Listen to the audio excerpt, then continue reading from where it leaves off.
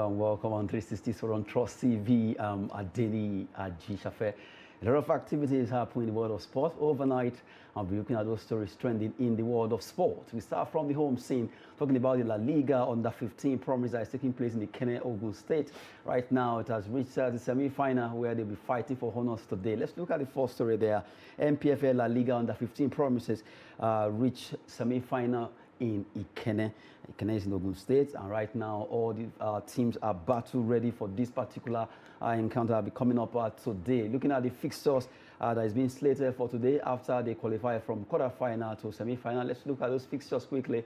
You look at the likes of Plateau United under 15. They will be playing in this particular encounter there. You also look at Remo Stars, the host team.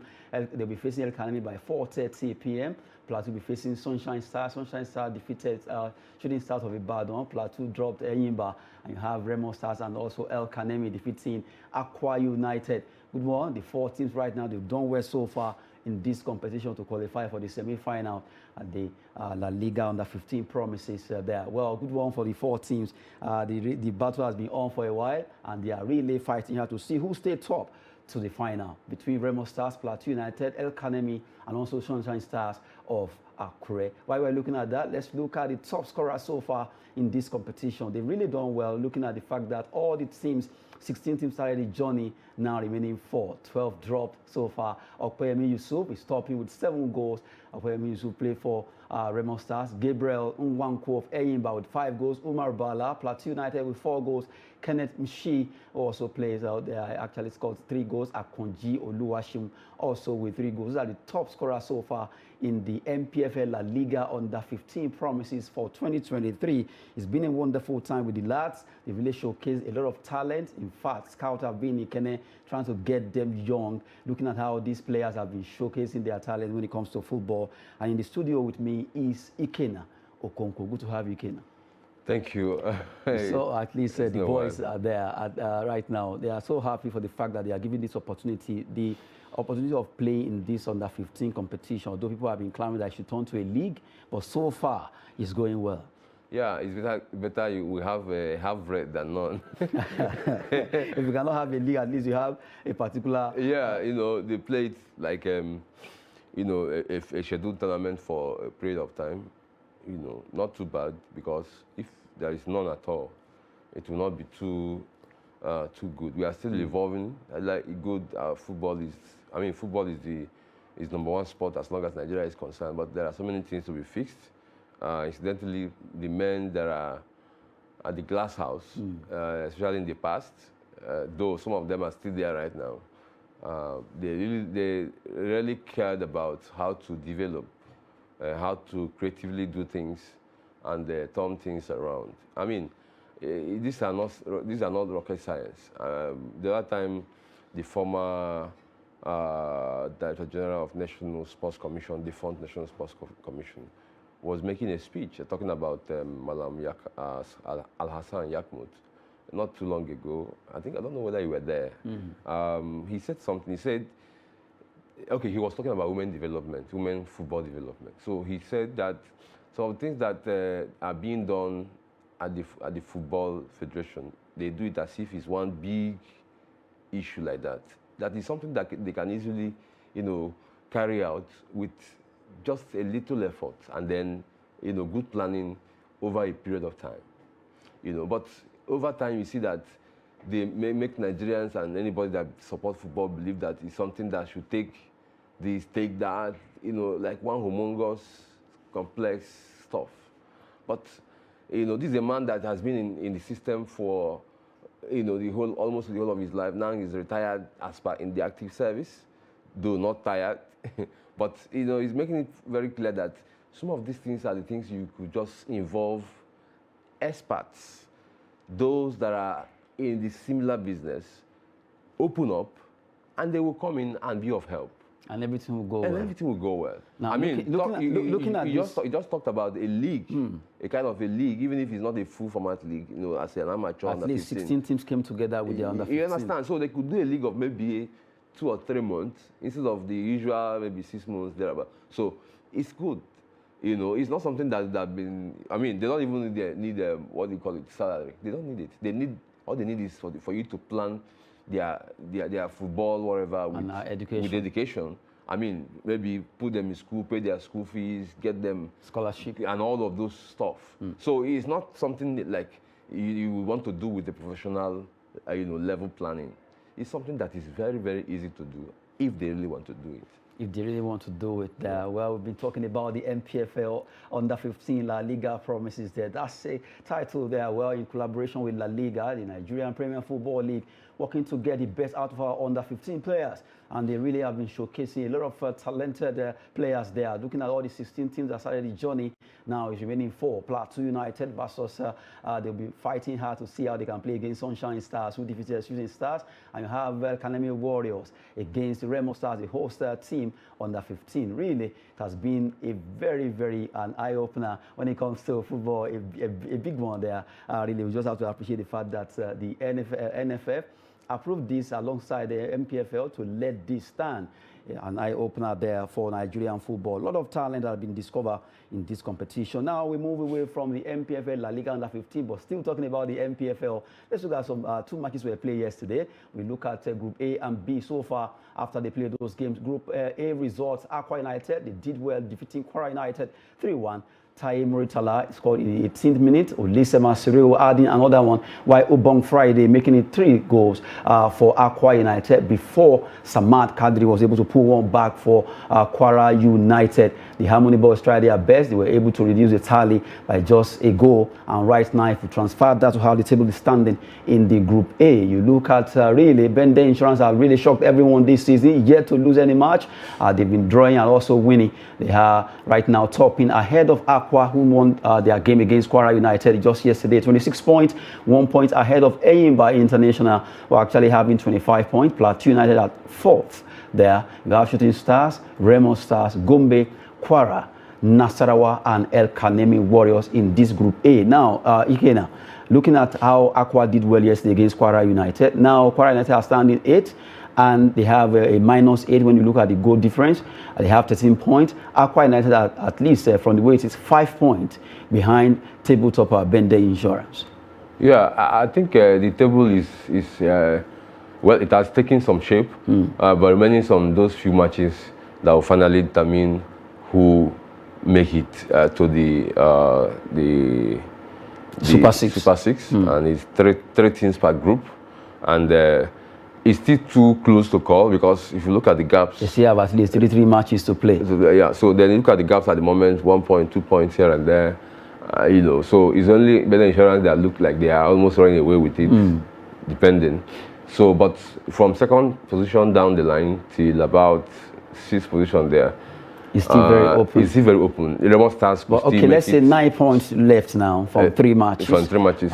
So if you are to fight like Shooting Star and Remo Star, they have to fight hard to get this. They will have 30 points in all. Yeah. So there's no way they can jump over. There's no, except if Aqua, Eyimba, Plateau United decide to lose all their matches.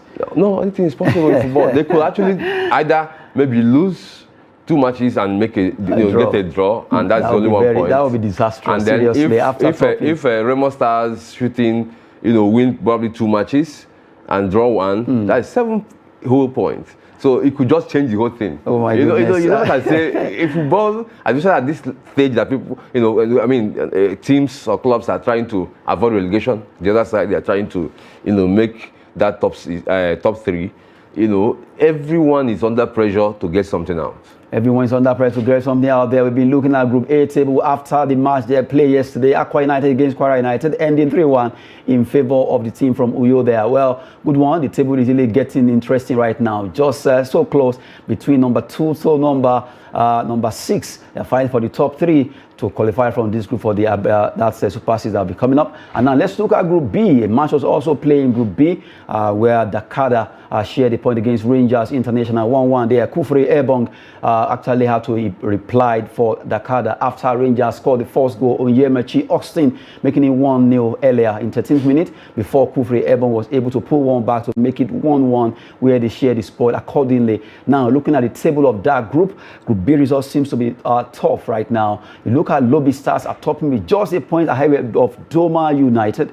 You have Rivers United standing third there with 23 points. They have 2 matches to play. Yeah. So it's a big one there. So it's just to tell you that, I mean, the other group is looking like we want to get something to look at, who make it. But look at this particular group. Up to 8 teams there, Daisa United. It looks like any team could still want to do something and then get up to that top level. But maybe just say from 1 to 6. Yes, Rivers United even makes it entirely. By the time they play 2 outstanding matches, whether and they're having 23 now. And they're having 23 at the moment. Whether win or lose, they could actually flog Lobby Stars and it's all over. Well, seriously, looking at the way the Group B table is standing, more competitive than Group A. You look at the matches left, and they are like Rivers United, although they are playing the CAF Confederation, they have 2 matches in hand to play. And you look at, they have 23 points, they are standing tall. They are Lobby that are topping, they have 26 points, 3 points ahead of Rivers, who are third. And you have Doma, Niger United are also having the same point like Rivers United, Sunshine 21, Abia Warriors 21. 3 matches to go in this MPFL Bridge League for 2023. Who is going to stay top and who is going to drop, and who are the teams that will make it at all in the MPFL. Wiki Tourists are standing 10th in this group with 9 points, although they have a match to play. Dakar also following suit after sharing that point against Rangers International. What's a tough group? So those matches that are remaining for Rivers United are against Sunshine and Wiki. And I don't even know how Warriors got themselves at this level. When the season started, they started like a house on fire. They were really doing so well. They are actually almost struggling to even avoid relegation.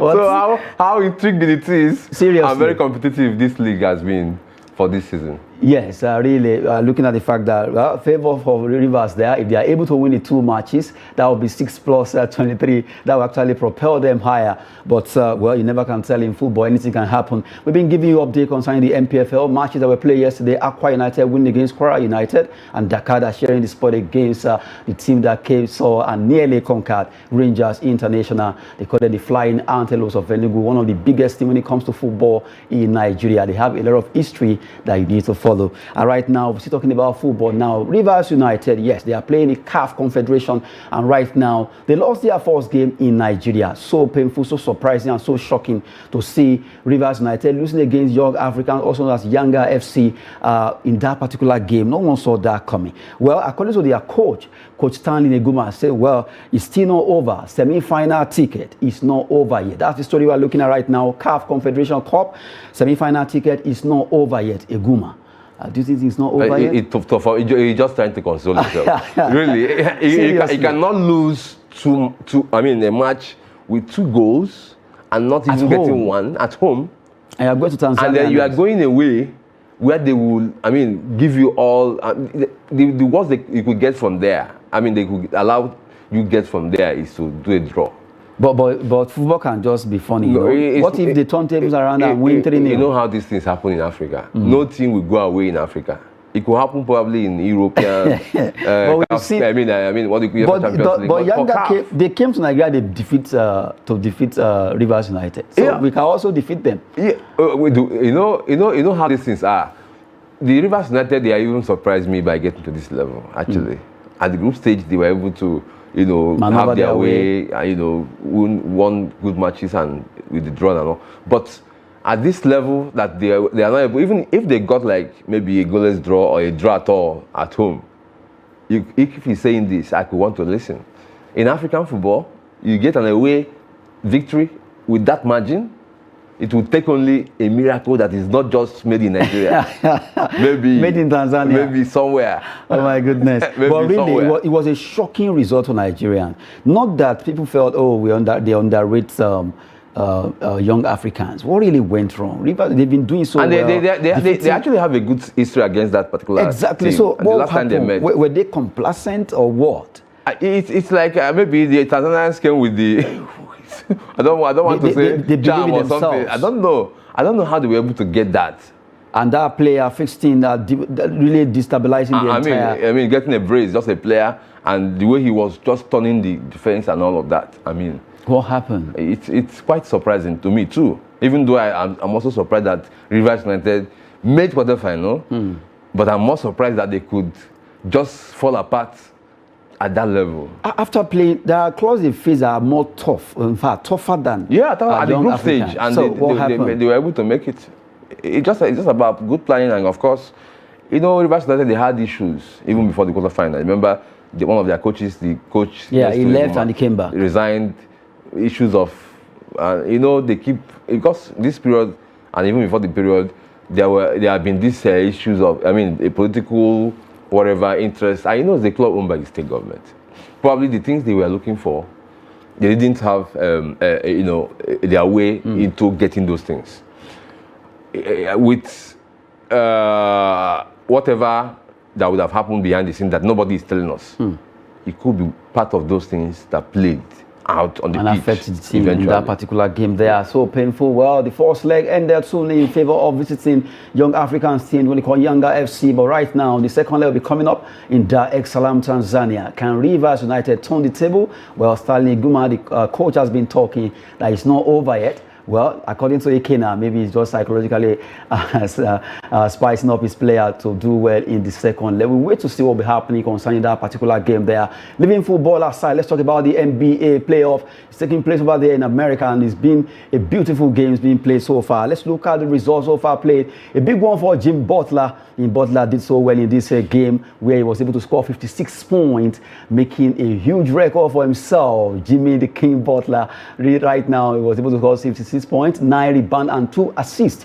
for his team against Milwaukee Bucks. Miami Heat, really, they were on heat against Milwaukee Bucks. 119-114, 5 more points to defeat Milwaukee Bucks there, where the man of the moment, Jimmy Butler, was able to board 56 points and really did well. He bottled well there in that game for Miami Heat. Why are we talking about that? Really, he has done well for himself. When you look at basketball right now, he did so well. In fact, celebrate the fact that he has made so much record by doing that particular 56 points for his team, Miami Heat. No one saw that coming, but Jimmy Butler has really been fantastic so far this season, and he deserves to get that particular support there. Well, right now, let's look at the second result that has to do with Los Angeles Lakers.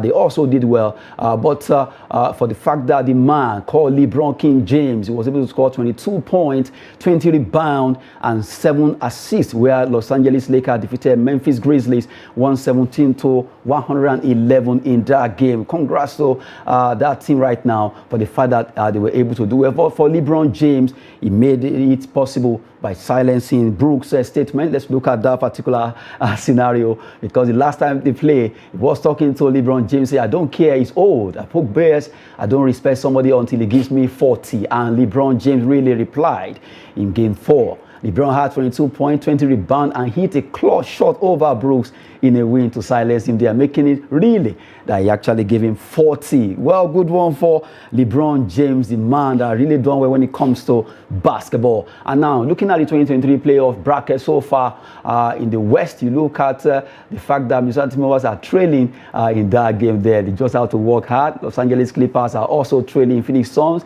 Sacramento Kings right now, they have 2-2 against the Golden State Warriors. Los Angeles Lakers, that maybe 3-1. If you win the next match, they've won it here in their group there. You look at Boston 3-1 against Atlanta Hawks, 76ers 4-0 against Nets.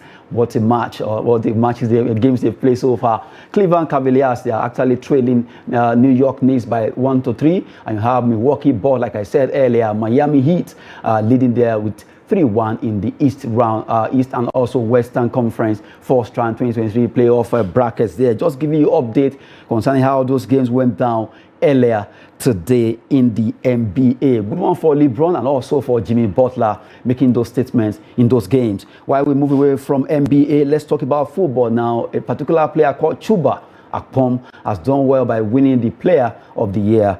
They are a good one for him. That's top scorer Chuba Akpom, who actually scored 29 goals so far in the championship, has been given that particular award as the Player of the Year, alongside the coach of Burnley, who also did well, Company winning the coach of the year. But for Chuba Akpom, scoring 29 goals is not a fluke at all. He deserved it. Not at all. I don't even know why he has not been invited to the Super Eagles all the while. Yeah, championship is the second tier for the league in England. But I can confidently say that that particular league is is better off than most, I mean, leagues, first leagues in various countries, even in well Europe, organized, even yeah, in sure. Europe, you know. So the man Chuba, I mean, well, call him man, call him boy, he's doing well for himself.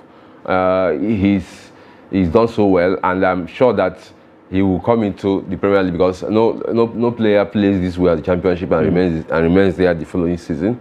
I'm sure he will come into the Premier League and want to show the stuff He's made of more for the whole world to see. Good one for Chuba, Palm of Middlesbrough there, scoring 29 goals and really achieving that Player of the Year award, scooping it ahead of other player when they decided to journey together. Still talking football now, let's go Italian.